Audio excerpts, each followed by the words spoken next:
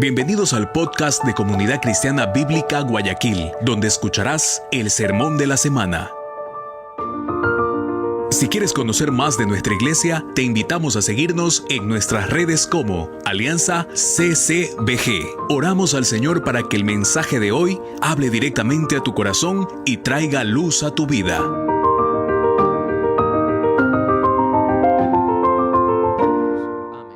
Muy bien, entonces vamos a estar en el texto de 2 de Samuel, pero yo quisiera tal vez conversar con usted un poco acerca de algo como a manera de introducción. Hoy el contexto de nuestra ciudad, de nuestro país, es todo esta violencia que se ha levantado. Cada vez que uno prende la televisión para ver una noticia, siempre está presente el tema del sicariato, del secuestro. ¿Cómo se siente usted cuando mira que la policía o los militares ha agarrado a este grupo de personas y lo mete a la cárcel? ¿Cuál es el sentimiento que viene a su mente o a su corazón? Yo creo que el común de nosotros es bien hecho. Se lo tienen bien merecido.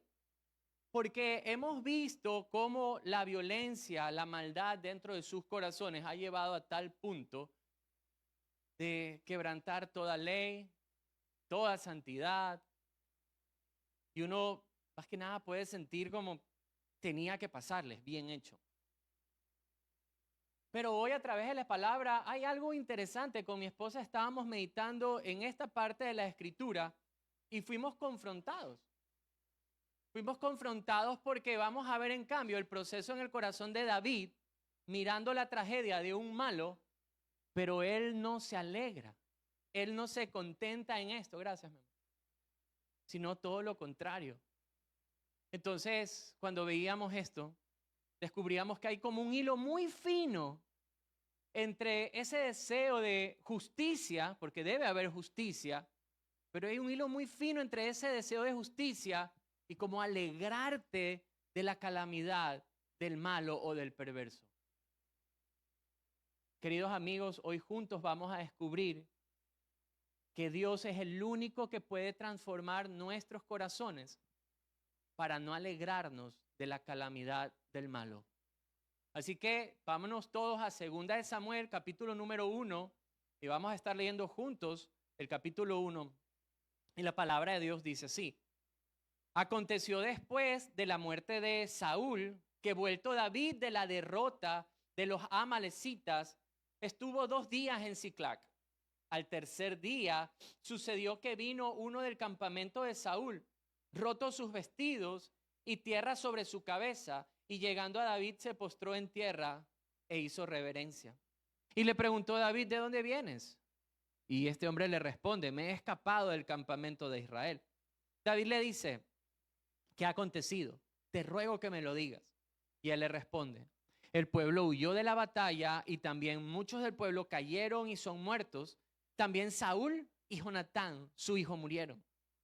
Y dijo David a aquel joven que le daba sus nuevas: pero ¿cómo sabes que han muerto Saúl y Jonatán, su hijo? Verso 6. El joven que le daba las nuevas respondió: casualmente vine al monte de Gilboa y hallé a Saúl que se apoyaba sobre su lanza, y venían tras él carros y gente de a caballo, y él mirando hacia atrás me vio y me llamó, y yo dije: heme aquí. Y él me preguntó: ¿quién eres tú? Y yo le respondí: soy amalecita. Y él me volvió a decir: te ruego que te pongas sobre mí y me mates, porque se ha apoderado de mí la angustia, pues mi vida está aún toda en mí. Yo entonces me puse sobre él y le maté, porque sabía que no podía vivir después de su caída. Y tomé la corona que tenía en su cabeza y la argolla que traía en su brazo y las he traído acá a mi señor. Entonces David, haciendo de sus vestidos, ¿qué hace? Los rasga. Y lo mismo hicieron los hombres que estaban con él. Y lloraron y lamentaron y ayunaron hasta la noche por Saúl y por Jonatán su hijo, por el pueblo de Jehová y por la casa de Israel, porque había caído a filo de espada. Y David dijo a aquel joven que había traído las nuevas: ¿de dónde eres tú? Y él respondió: yo soy hijo de un extranjero amalecita. Y le dijo a David: ¿cómo no tuviste temor de extender tu mano para matar al ungido de Jehová. Entonces llamó David a uno de sus hombres y le dijo, ve y mátalo. Y él lo hirió y murió. Y David le dijo, tu sangre sea sobre tu cabeza, pues tu misma boca testiguó contra ti diciendo, yo maté al ungido de Jehová. Y endechó David a Saúl y a Jonatán, su hijo, con esta endecha. Y dijo que debía enseñarse a los hijos de Judá. Y aquí está escrito en el libro de Jacer. Ha perecido la gloria de Israel sobre tus alturas. ¿Cómo han caído los valientes? No lo anuncies en Gad, ni le deis las nuevas en las plazas Ascalón, para que no se alegren las hijas de los filisteos, para que no salten de gozo las hijas de los incircuncisos. Montes de Gilboa, ni rocío ni lluvia caiga sobre vosotros, ni seáis tierra de ofrenda, porque allí fue desechado el escudo de los valientes, el escudo de Saúl, como si no hubiera sido ungido con aceite. Sin sangre de los muertos, sin grosura de los valientes, el arco de Jonatán no volvía atrás, ni la espada de Saúl volvió vacía. Saúl y Jonatán, amados y queridos, inseparables en su vida, tampoco en su muerte fueron separados. Más ligeros eran que las águilas, más fuertes que los leones. Hijas de Israel, lloren por Saúl, quien os vestía de escarlata con deleites, quien adornaba vuestras ropas con ornamento de oro. ¿Cómo han caído los valientes en medio de la batalla? Jonatán, muerto en las alturas. Angustia tengo por ti, hermano mío, Jonatán, cual me fuiste muy dulce, más maravilloso me fue tu amor que el amor de las mujeres. Cómo han caído los valientes y han perecido las armas de guerra. Qué capítulo tan interesante el mirar la reacción de este hombre, pero traigamos a mente un poquito lo que había pasado en el capítulo anterior y habíamos visto justamente la muerte, hablamos un poco de la muerte de Jonatán, un justo muriendo como un malo, y que la muerte de este justo no definía su relación con Dios. Dios, de hecho, sí va a traer justicia a la vida del malo, pero antes de esto, recordamos que Dios extendió gracia para que este hombre se arrepintiera y venga a él. Pero ahora, esta noticia de muerte llega a alguien especial. ¿A quién llegó? A David. La muerte de Saúl llega a David. Y yo quisiera que tengamos en mente quién era entonces Saúl para David, sino el hombre que destruyó su vida. Este es el que ha muerto. El hombre que lo alejó de su casa, el hombre que lo alejó de su familia, el hombre que lo alejó de su tierra. Saúl, este es el que ha muerto. Es el hombre que lo persiguió, el hombre que quiso asesinarlo. Este es el que ha muerto. Es la noticia que está recibiendo en este caso David. Y como les decía hace un momento, muchos de nosotros diríamos, qué bien que ha muerto. Qué bueno que le ha caído la justicia encima. Pero queridos amigos, aquí estamos viendo a un David diferente. Y esta actitud el día de hoy va a enseñarnos a nosotros. Porque David no se alegra del mal de Saúl. Y David más bien se conduele de lo que le pasa. E inclusive enseña a otros a enlutarse por la muerte de él. Pero yo al leer esto dije, ¿cómo es posible? ¿Cómo es posible reaccionar de esta manera? Porque Saúl era algo tan directo para él. Porque Saúl atacó a su propia vida, lo alejó de su casa, de los suyos. De hecho, él pasa de vivir tal vez en vida de palacio, lo llevó a vivir una vida de errante. Eso fue Saúl para David, pero ¿cómo es posible que David actúe de esta manera? Y es por eso hoy estoy convencido que la Escritura nos va a enseñar que solamente Dios es quien puede transformar un corazón para que nunca nos alegremos de la desgracia del malo. ¿Cómo le llega la noticia a David? Es algo que yo quisiera que podamos nosotros revisar. Porque hay algo interesante. La muerte o la noticia de la muerte de Saúl llega a David en un contexto interesante en la vida de David. Si nosotros vemos en el capítulo número 30, en cambio, David viene de una victoria increíble. Recordemos que Dios había dejado de responderle a Saúl y esa era la desesperación de Saúl, que lo llevó de donde una adivina. Pero en este caso veíamos a un hombre, David, consultando a Dios y Dios lo está guiando hacia la victoria. Este David es guiado por Dios, toma a los amalecitas, va a donde los amalecitas que ellos habían tomado sus mujeres, sus hijos, sus bienes, se fortalece en Dios y David es guiado por Dios, fortalecido por Dios para recuperar todo lo que los enemigos se habían llevado. Recuerden el capítulo tan interesante cuando todos estos hombres de guerra lloraban como niños, porque cuando llegaron a Ziklag, a su ciudad, habían perdido sus mujeres, sus hijos, sus bienes, todo. Pero Dios fortalece a David, David va a la pelea, él regresa, y no solamente que regresa con sus mujeres, hijos y bienes, sino que regresa con más. Tanto fue el favor de Dios que él empezó a repartir los despojos a los de Judá alrededor. Caramba, qué sensación de victoria, qué sensación de respaldo divino sobre su vida. David está recibiendo esta noticia de la muerte de aquel que lo perseguía en un tiempo donde tal vez su corazón pudo haber estado inflado, diciendo, pero Dios está conmigo. Pudo haberse sentido invencible, imparable, inderrotable. Imaginémonos esto en nosotros. Imagínese que todo lo que usted le pide a Dios, Dios le está respondiendo. Señor, que sane tal persona, y se sana. Señor, que mi esposo o mi esposa venga a los pies de Cristo, mis hijos vengan a los pies de Cristo, y boom, al otro día usted los ve pasar adelante llorando o leyendo sus Biblias. Y usted empieza a notar que todo lo que Dios le pide, Él le responde.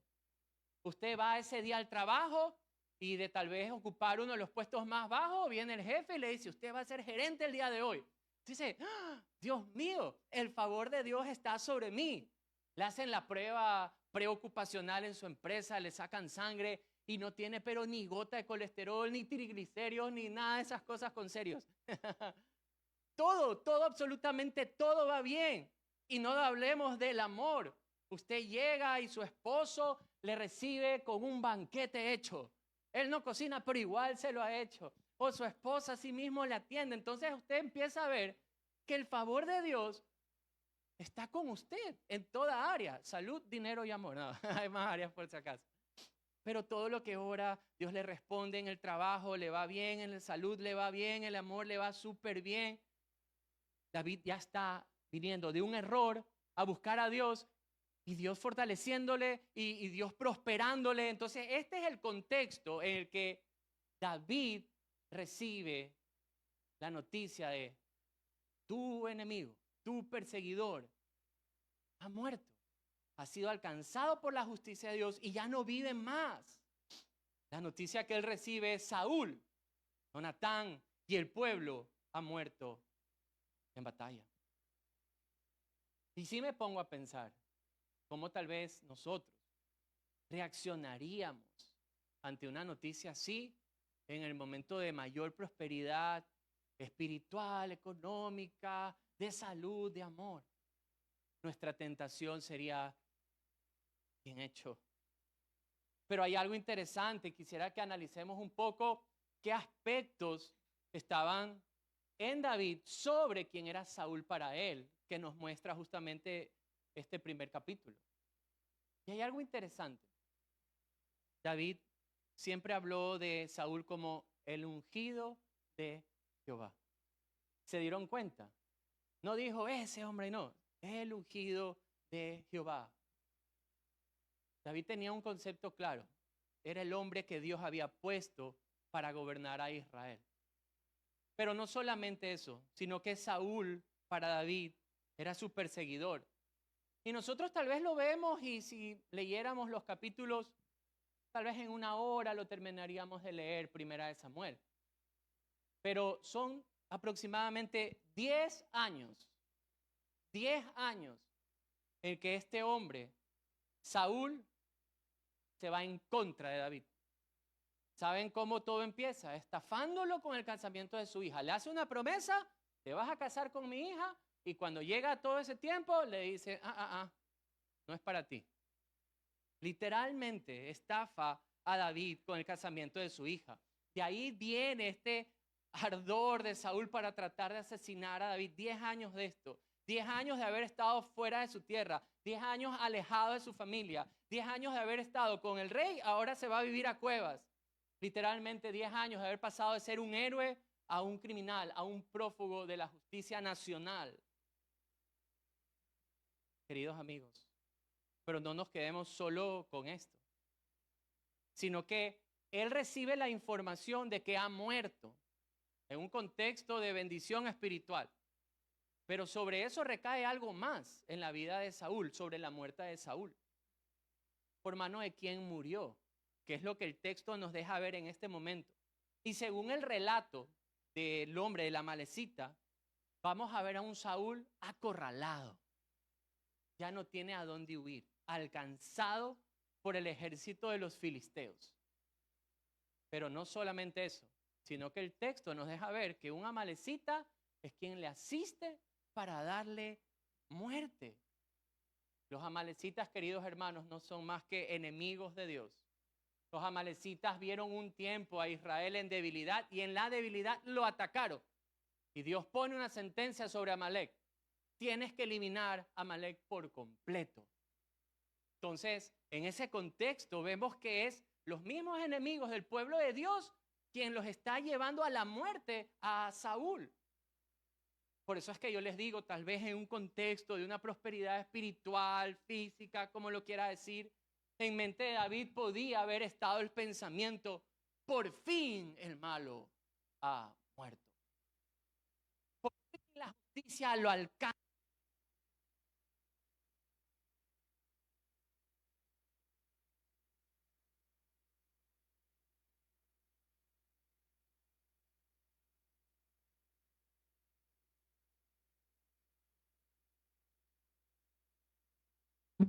Ahí me escuchan. Los mismos enemigos de Dios sabían que Dios le había mandado al mismo Saúl a que vaya y destruya a Amalec por completo. Y Saúl no quiso destruirlos por completo. Él se reservó al rey, él se reserva a los animales. No cumplió la orden que Dios le había dicho. Recordemos este peso de respaldo divino que estaba sobre los hombros de David. Yo tal vez quisiera transportarme a esa época y decir, a ver, déjame ver qué dice los labios de David. En cierta ocasión, salí en una propaganda con mi hijo, en una celebración de fútbol, y salíamos en primera plana, mete gol Ecuador contra Bolivia, y salimos gritando así. Se me acerca un hermano al final del culto y me dice, pastor, lo vi en la propaganda, él dice, lo vi en vivo. Yo, ay, qué bueno, y gritó el gol. Me dice, no, estaba viendo sus labios para ver si nos decía alguna palabra por ahí. Me dice, no le ha dicho nada. Yo me transporto a esto y quisiera ver qué dijo David, pero la palabra de Dios sí nos lo deja ver. Y me lo imagino tal vez, David siendo más como nosotros, diciendo, eso le pasó por haberse metido con un hijo de Dios. O tal vez David diciendo algo como, nadie se meta conmigo porque Dios me respalda. O yo soy el ungido de Dios y nadie haga nada en contra de mí. Y el que se mete conmigo se seca. Yo he visto políticos decir eso. El que se mete con tal país se seca. Es increíble cuando el ser humano se siente prosperado, se siente bien, se siente fuerte, puede caer en tal arrogancia, pero no así David. David pudo haberse alegrado, porque queridos amigos, es normal, yo creo que es lo natural alegrarse cuando vemos que la justicia le cae al malo. Eso es lo natural. Lo sobrenatural es que no te alegres cuando la desgracia le cae al malo. Lo normal es alegrarse, lo sobrenatural es más bien no alegrarte por la tragedia que le llega al malo. Es verdad, le llega el tiempo. Y yo recuerdo, y alguien lo mencionó ahorita por aquí, cuando veíamos tal vez el día, creo que fue 3 de enero, 4 de enero, no recuerdo bien el día, o 2 de enero, y veíamos las noticias de cómo Estados Unidos alcanzó a este hombre que estaba gobernando sobre el pueblo de Venezuela. Y veíamos las reacciones, de hecho empezaron a subir en las redes sociales las reacciones esposos levantando a la esposa diciendo, lo han capturado, o hermanos diciéndose y llamándose. Y muchas de las frases eran, al fin, gracias a Dios, se lo merecía que le caiga la justicia encima. Porque, queridos amigos, esa es la reacción natural del ser humano. Pero, ¿cómo fue la reacción de David? Es interesante observarla ahí. Y venga conmigo al verso número 11 y 12 del primer capítulo. Mire lo que dice la Biblia. Entonces David, haciendo de sus vestidos, los rasgó, y lo mismo lo hicieron los hombres que estaban con él, y lloraron y lamentaron y ayunaron. ¿Hasta cuándo?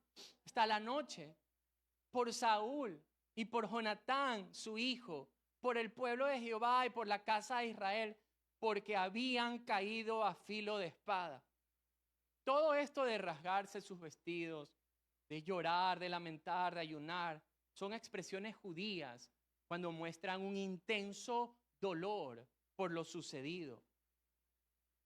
Yo sí me pongo a pensar cómo es posible que David haya actuado de esa manera.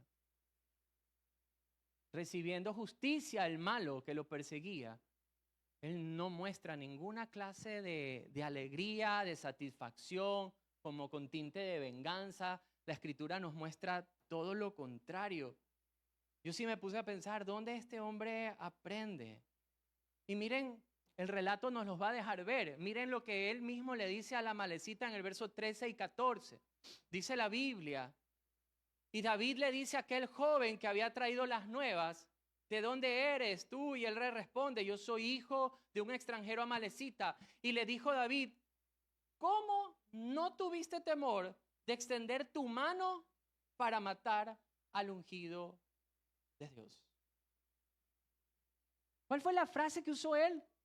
¿Cómo no tuviste temor de levantar tu mano en contra del ungido de Dios? Vaya, hasta en la muerte él seguía hablando de esto, pero esto de tener temor de extender en contra de Saúl su mano, David lo había aprendido en el desierto y en las cuevas, en su tiempo de errante. ¿Cuántos de los que estamos aquí aman las pruebas? Nadie. Si usted estuviera hoy viviendo donde vive y por situaciones de alguien que le está persiguiendo, lo mandan a vivir al desierto del Sahara, sin sus hijos, sin su familia, sin su esposo, sin esposa, sin nadie alrededor. Errante por el mundo, lo mandaran lejos. Nadie diría, gracias Señor por haberme traído acá. Pero queridos amigos, el desierto, las cuevas, las dificultades, es la escuela de Dios para formar corazones. En este caso, de que no se alegren por la desgracia del malo. Aquí hay que tener algo en cuenta. Dios había hablado acerca de David y le había dicho, tú me vas a ser el rey de este pueblo. Israel ya tenía un rey, pero este rey, vaya rey que era. 40 años reinó Saúl y vimos lo peor del ser humano. Lo vimos ahí. Pero Dios coge a este hombre, y David no era perfecto por si acaso. La Biblia no encubre sus debilidades y sus pecados. Pero en el desierto fue donde Dios iba a formar un corazón de rey en David. Y para poder ser rey, él nunca podía alegrarse de la desgracia del malo. Y aquí nosotros vamos a ver el resultado. Por ejemplo, ¿dónde aprendió esto de que no debía levantar su mano en contra del ungido? Primera de Samuel capítulo 24. La primera instancia en el verso del 4 al 6. Miren lo que la Biblia nos muestra acerca de Dios enseñando a David. Entonces los hombres de David le dicen, esto era en el contexto de que David podía matar a Saúl. Saúl estaba ahí puesto y lo podía matar. Tenía todo fácil para hacerlo. Y miren lo que la Escritura nos enseña, verso 4. Entonces los hombres de David le dijeron, he aquí el día de que te dijo Jehová, he aquí quien te entregó a tu enemigo en tu mano. Esto dicen los amigos, los hermanos que están ahí con él. Y harás con él como te pareciere. Y se levantó David y calladamente le corta la orilla del manto de Saúl. Pero después de esto, ¿qué pasa? Se turbó el corazón de David porque había cortado la orilla del manto de Saúl y dijo a sus hombres: Jehová me guarde de hacer tal cosa contra mi señor, el ungido de Jehová, que yo extienda mi mano contra él. Pero no solamente que fue ahí la lección, sino en el capítulo 26, verso del 9 al 11, la Biblia dice así, un par de capítulos después: y David responde a Abisai: no le mates. Contexto nuevamente, podía matar a Saúl, estaba ahí tranquilito para coger y matar. Dice la Biblia: y David respondió a Abisai: no le mates, porque ¿quién extenderá su mano contra el ungido de Jehová y será inocente? Y dijo además David: vive Jehová, que si Jehová no lo hiriere, o su día no llegue para que muera, o descendiendo en batalla perezca, guárdeme Jehová de extender mi mano contra el ungido de Jehová. Pero toma ahora la lanza que está en su cabecera y la vasija de agua y vámonos. Aquí hay en estos dos episodios enseñanzas súper claras que ya las revisamos. Yo tal vez a manera de resumen se las voy a dar. Queridos amigos, David aprende aquí que no corresponde al hombre vengarse. Él lo tiene. Él le ha hecho daño. Tiene la capacidad, tiene el arma, tiene todo el escenario como para decir: aquí le pego.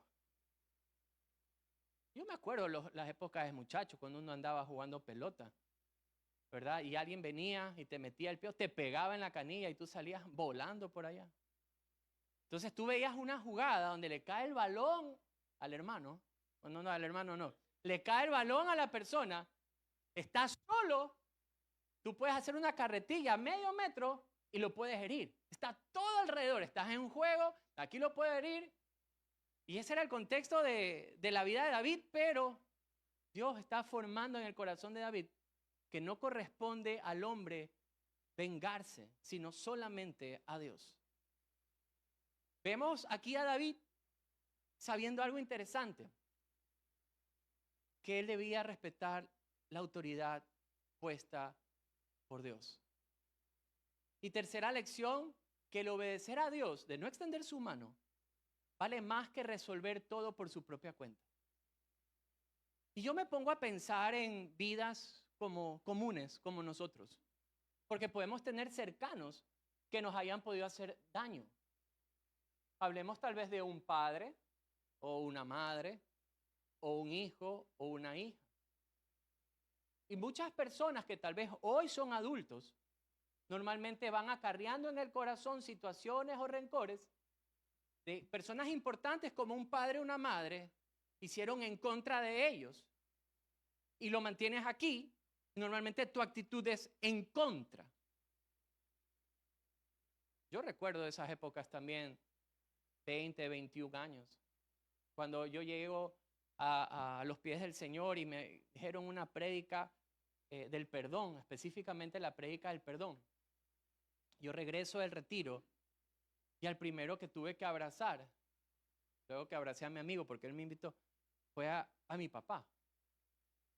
Yo había descubierto en ese lugar, por medio de la escritura, que había algo en mi corazón que tenía que trabajar con mi papá. Una figura importante en mi vida, una figura que supo disciplinarme, pero tal vez en mi rebeldía había creado un sentimiento como en contra. Pero ahora comprendiendo la escritura, Dios empezaba a sanar todo esto de aquí.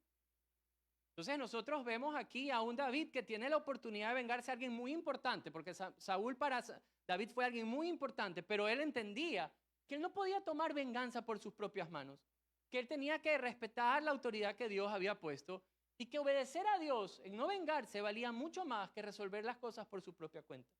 Queridos amigos, los desiertos, las cuevas, los problemas enseñan. David tiene 10 años de errante.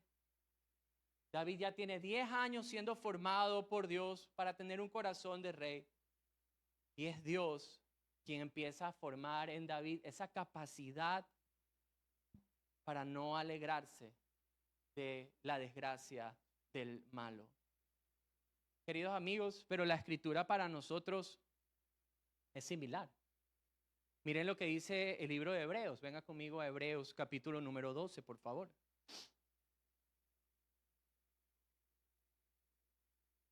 Porque Dios, a través de sus desiertos, sus cuevas, las pruebas, forma en nosotros un carácter diferente. Tal vez no estamos hablando de un carácter de un rey, pero sí el carácter de un hijo de Dios. No estamos hablando de un carácter de alguien que vaya a reinar. Tal vez alguien aquí pueda llegar a ser presidente un día. Y gloria a Dios por eso. Pero Dios, en las pruebas de nosotros, a través de la fe en Cristo Jesús, va formando el corazón de un hijo de Dios para no alegrarnos tampoco de la desgracia del malo. Mire lo que dice Hebreos 12, versos 10 al 11. Y aquellos a quien ciertamente por pocos días nos disciplinaban, hablando de nuestros padres, como a ellos les parecía.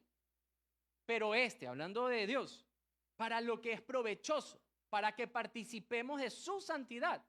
Es verdad que ninguna disciplina al presente parece ser causa de gozo, sino de tristeza, pero después da fruto apacible ¿de qué? De justicia, a los que en ella han sido ejercitados. Se dan cuenta que el proceso de Dios va formando el carácter de Dios en sus hijos. Mire lo que dice Santiago, y de hecho estuvimos hace poco en Santiago, capítulo número 1. Venga conmigo a Santiago capítulo 1, versos 2 al 4. Dice la Biblia: hermanos míos, tengan por sumo gozo cuando se encuentren en diversas pruebas, sabiendo que la prueba de vuestra fe va a producir paciencia. Mas la paciencia debe tener su obra completa para que sean perfectos y cabales sin que os falte cosa alguna. Dios forma en nuestro corazón a través de la fe en Cristo Jesús, a través de las cuevas, desiertos, pruebas, un corazón que nunca se alegre de la desgracia del malo. Pero ahora, usted puede estar diciendo: Javier, tú creo que estás predicando la doctrina de pegue o mate, marido es. No es así. No estamos predicando acerca de eso, porque aquí debo hacer una advertencia, porque no se trata de que se forma en nosotros una ausencia por la justicia. No es que se forma una ausencia por deseo de justicia. Eso debe existir en nuestro corazón. Lo que se forma es dolor por la desgracia ajena, que es muy diferente. Y yo me puse a pensar, ¿quién más podemos ver en la Escritura así? Y hay una persona muy cercana también a Saúl, el mismo Samuel. Si usted viene conmigo al capítulo número 15, el capítulo número 15 de la vida de Saúl es uno de los capítulos más tristes para él. Porque él está tan ciego que piensa que le está obedeciendo a Dios en todo, pero no le está obedeciendo en nada. Una obediencia selectiva: esto sí lo hago, esto no lo hago. Literalmente estaba diciendo: el que gobierna soy yo y Dios puede decir lo que quiera, pero Dios no está gobernando.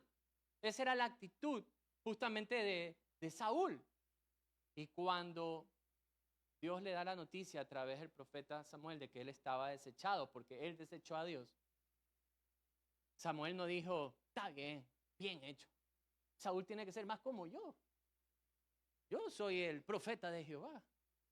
Yo puedo orar y Dios me escucha. No, esa no fue la actitud de él. La actitud de este hombre en el verso número 35 fue la siguiente. Y nunca después vio Samuel a Saúl en toda su vida. Y Samuel lloraba a Saúl. Y Jehová se arrepentía de haber puesto a Saúl por rey sobre Israel.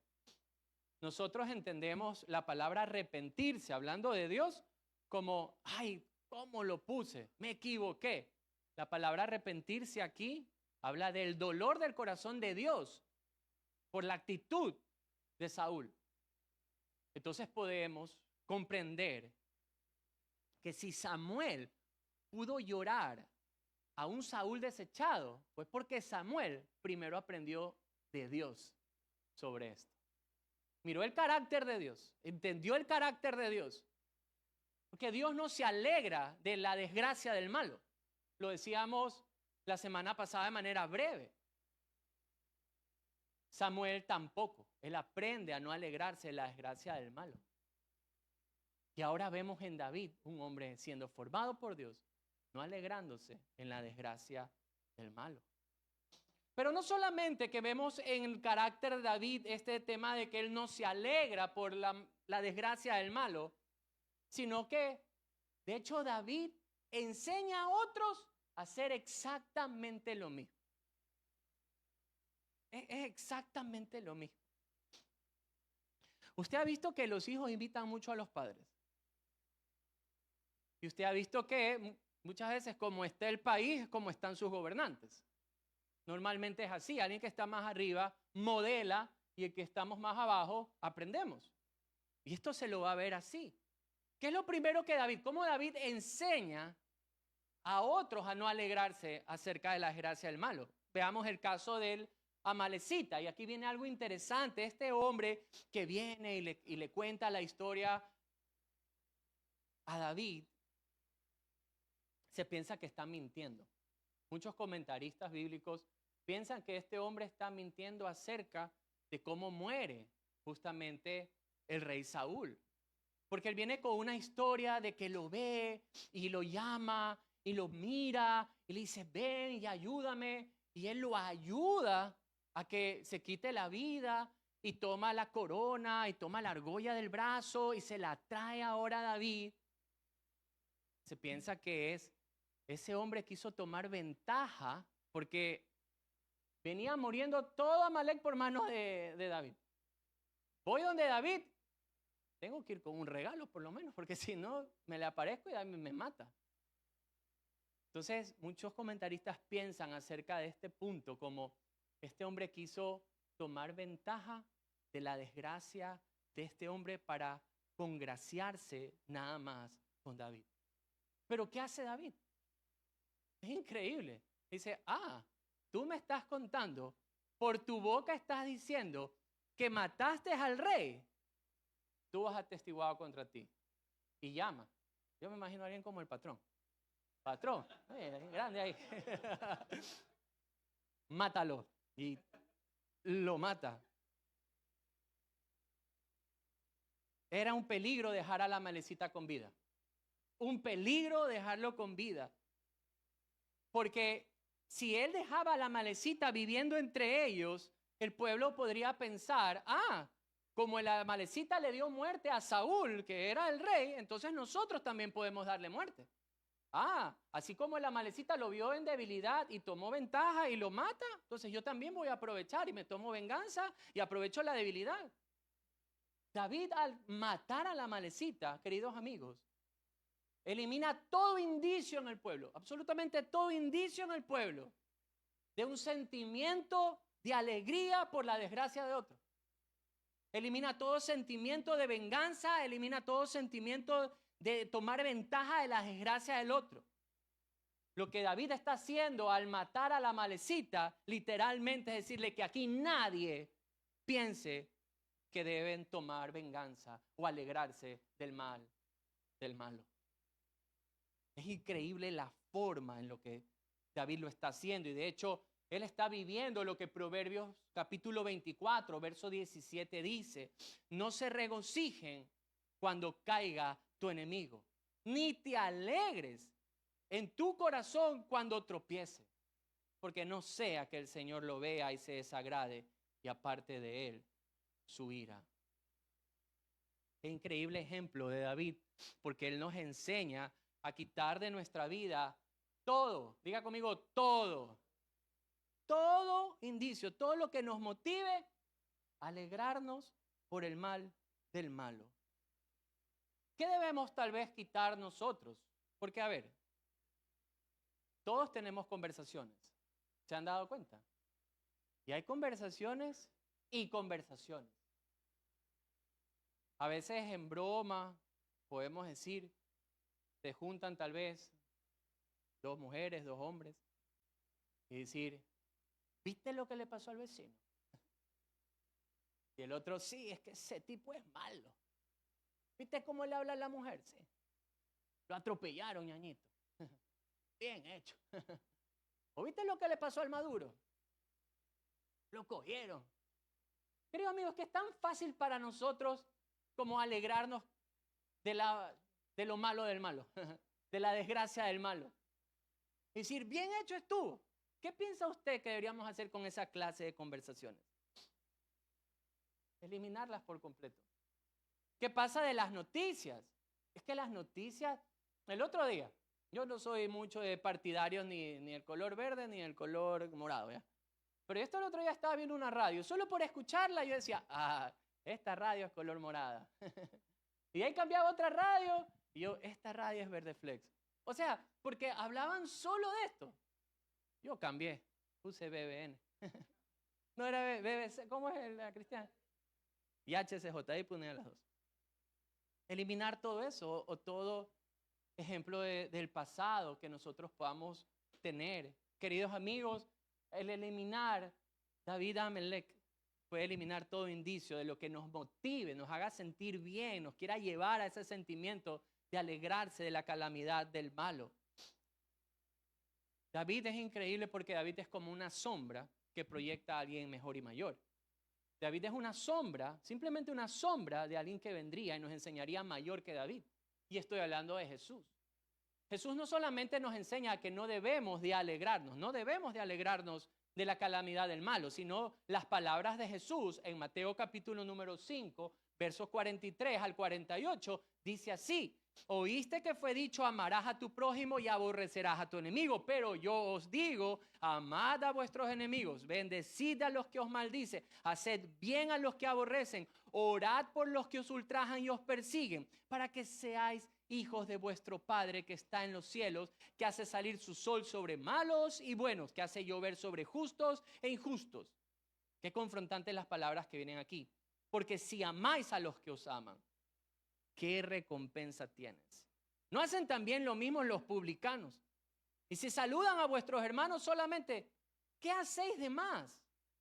¿No hacen también esto los gentiles, los que no conocen a Dios?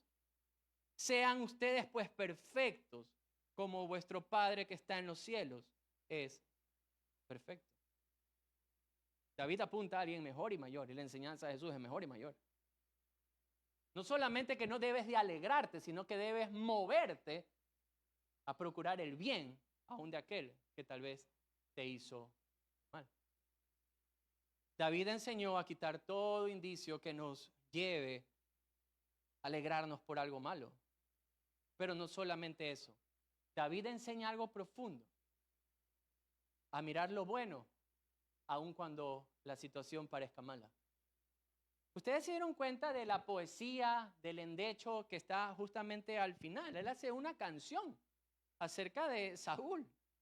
Y esta canción, este tipo de poesía tenía un propósito, enseñar. De hecho, justamente el texto dice, y esto tienen que enseñarle a las hijas de Judá. Esto vayan y enséñenles, por medio de esta canción enséñenles. ¿Y qué miramos en la poesía que escribe David?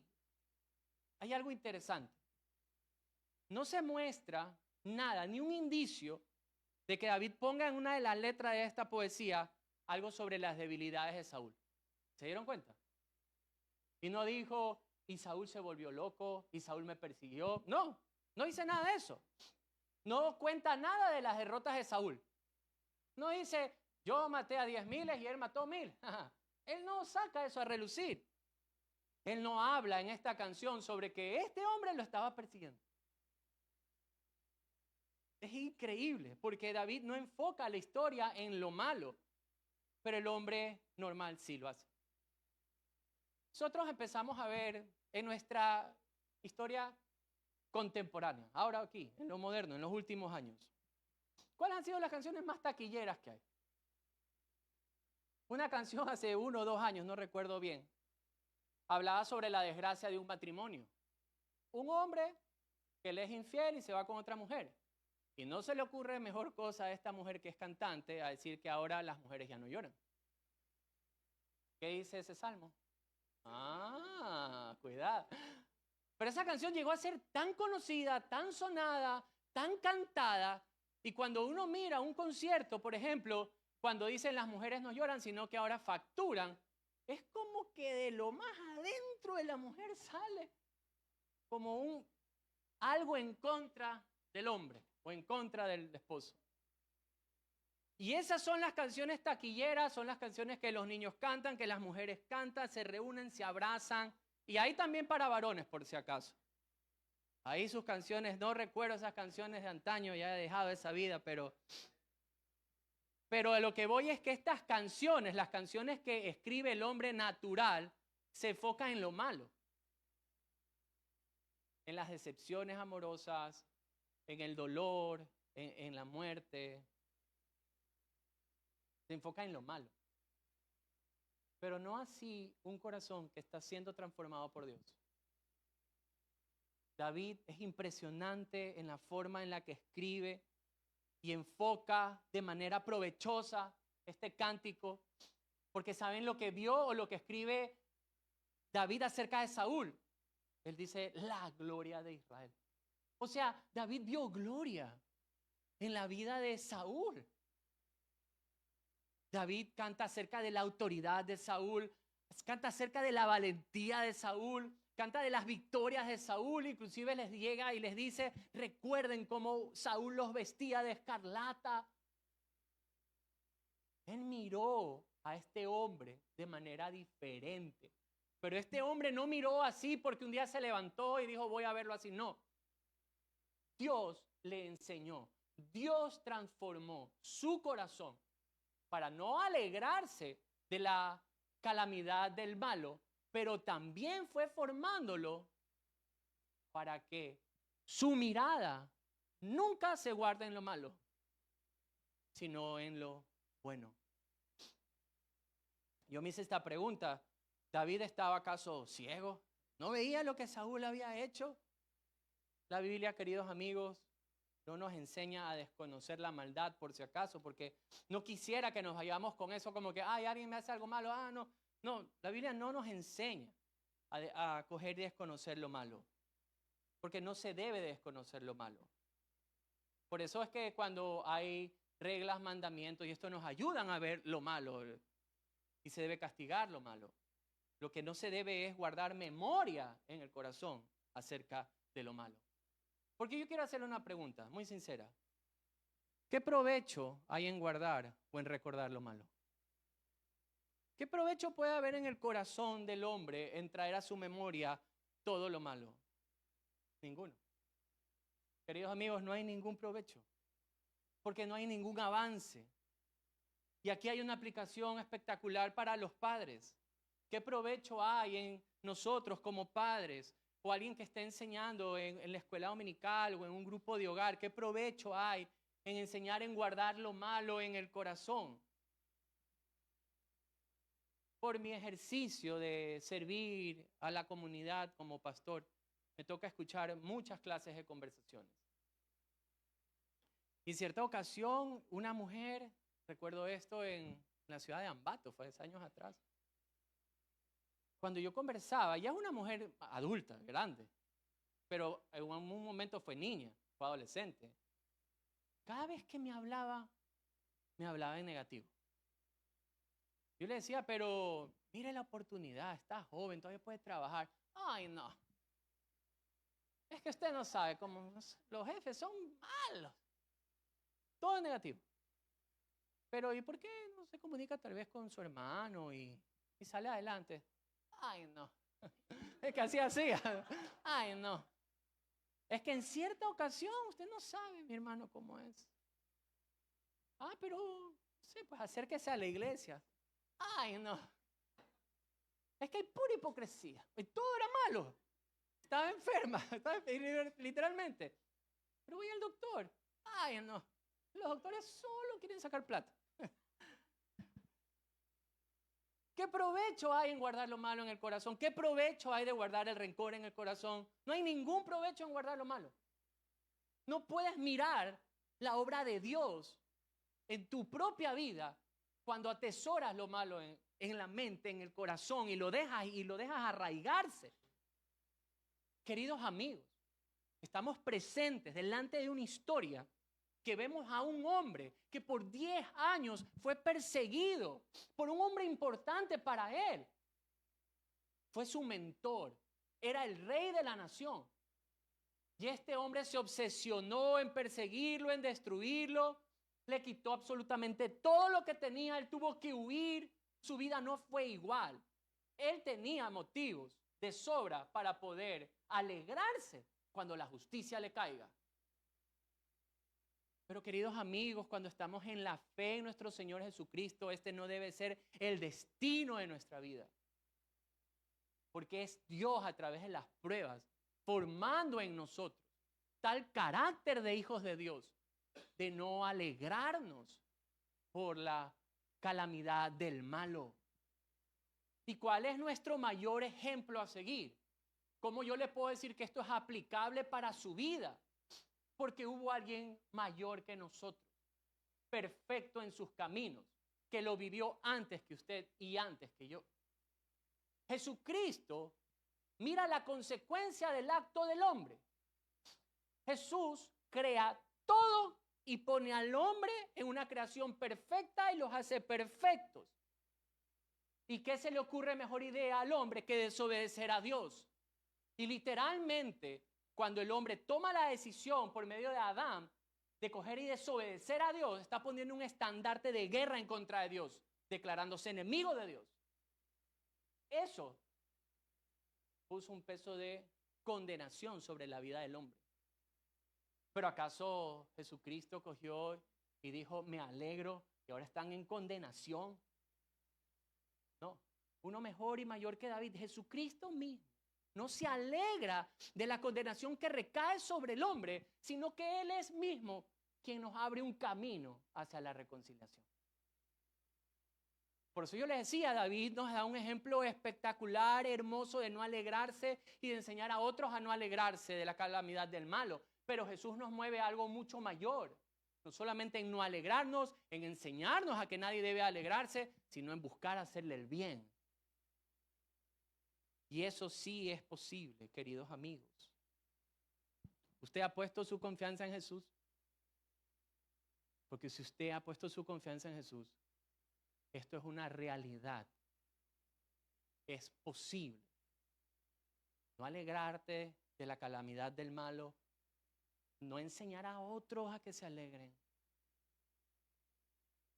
Es posible. Solamente a través de la fe en Cristo Jesús. Pero tal vez hablo a una audiencia, a una persona que vive con ese peso del rencor, esperando, anhelando que algo malo esté pasando. Eso solo denota cuán oscuro, cuán triste, cuán envenenado puede ser el corazón de aquel que esté sintiendo eso. Y yo no le voy a decir que yo no atravesé eso. Yo creo que muchos de nosotros hemos atravesado esa avenida del rencor y del odio. Cuán delicioso, cuán hermoso, cuán libre uno se siente cuando miramos a Jesús hacerlo y poner nuestra confianza en Jesucristo. Porque ahora nos entendemos que nosotros merecíamos esa justicia sobre nosotros, pero Jesús nos abre un camino de reconciliación. Y cuando Él perdona nuestros pecados, tener la capacidad de extender perdón, de no alegrarse de lo malo del malo, no sabe lo libre y lo hermoso que es. Así que no piense más. Ponga su vida a cuentas con el Señor. Deposite su confianza, su fe en Jesucristo, para que esa sea una verdad en su vida. Amén. Oremos, queridos hermanos. Gracias por escuchar el podcast de Comunidad Cristiana Bíblica Guayaquil. Apreciamos que te hayas dado el tiempo de escuchar este mensaje. Te invitamos a suscribirte a nuestro podcast para que seas parte de esta hermosa comunidad. Que el Señor te bendiga.